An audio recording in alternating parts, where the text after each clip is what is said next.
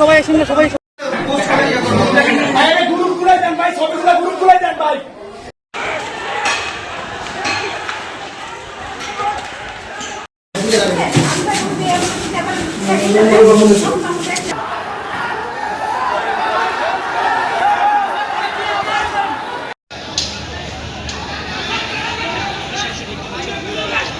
আমাদের শান্তিপূর্ণ কর্মসূচির অংশ হিসেবে আমরা গেটে অবস্থান করছি আমাদের সাধারণ শিক্ষার্থীরা, কিন্তু বহিরাগত কিছু টোকাই এবং ক্যাম্পাসের ছাত্র দলের ছেলেপেলে এবং প্রশাসন সহ তারা অতর্কিতভাবে আমাদেরকে হামলা চালায় নতুন ভিসিকে ঢোকানোর জন্য।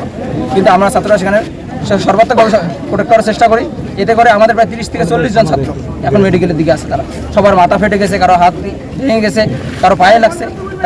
আমরা তীব্র নিন্দা এবং প্রতিবাদ জানাচ্ছি। ছাত্রদল এবং স্থানীয় যে টুকাই যারা আছে ওদেরকে এনে আসলে অতর্কিত হামলা করে, কিন্তু আমাদের তো আমরা সাধারণ শিক্ষার্থী, আমাদের কোনো প্রস্তুতি ছিল না। এই জন্যই এই পরিপ্রেক্ষিতেই আমাদের যে সাধারণ শিক্ষার্থী ছিল তারা অনেক আহত হয়েছে। আন্দোলনে আমরা সাধারণ শিক্ষার্থী, এখানে না শিবির লিড দেয়, না ছাত্রদল লিড দেয়, না অন্য কেউ লিড দেয়, এখানে সাধারণ শিক্ষার্থীরা লিড দেয়।